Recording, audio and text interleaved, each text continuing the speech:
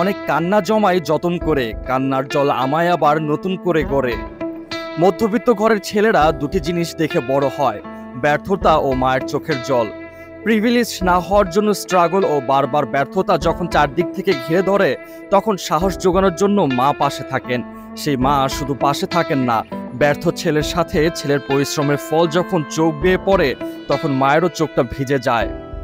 গত রাতে বিশ্ববাসী যে দৃশ্যটা দেখলো টিভিতে কিংবা মোবাইল স্ক্রিনের পর্দায়, সেটা মধ্যবিত্ত ঘরের মা ছেলের গল্প। ম্যাচ শেষ হবার 15 মিনিট আগে পেনাল্টি মিস করে কান্নায় ভেঙে পড়লেন ক্রিশ্চিয়ানো রোনালদো।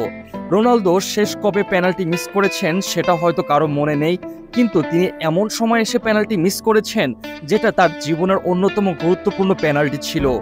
ওবালাকের এই দুর্দান্ত সেভ নিয়ে নিন্দুকেরাও তাকে প্রশংসায় ভাসাবেন।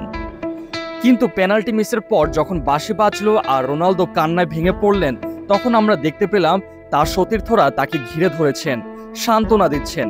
ঠিক সেই মুহূর্তে ক্যামেরাটা যখন গ্যালারিতে গেল, দেখা গেল একজন কাঁচা হলুদ রঙের কোট পরিহিত ভদ্র মহিলা হাত মুখে দিয়ে কান্না করছেন। ফুটবল ফ্যানরা অনেক কান্না দেখেছে, কিন্তু এই কান্নাটা আলাদা। এই কান্না একজন মায়ের কান্না তার ছেলের জন্য। এই কান্না কোনো দলের সাধারণ ভক্তের কান্না নয়, এটা বড় মঞ্চে থেকে বিদায়ের কান্নাও নয়। এটি হচ্ছে নিজের সন্তানকে ব্যর্থ হতে দেখার কান্না, নিজের সন্তানকে তার পটেনশিয়াল মিট না করতে দেখে কান্না। হয়তো ভদ্রমহিলার কান্না করার কথা ছিল না এই সামান্য একটা পেনাল্টি মিসের জন্য।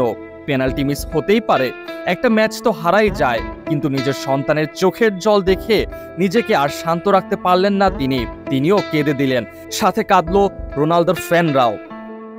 মা ছেলের এই কান্না বিশ্ববাসী মনে রাখবে বহুদিন, হবে নানা সময়ে নোংরা ট্রোল, কিন্তু এই মিনিট পাঁচেকে যে মেলোড্রামাটিক আবেগ দিয়ে গেল মা ও ছেলে, মধ্যবিত্ত ঘরের সন্তানেরা, সেটা মনে রাখবে বহুকাল।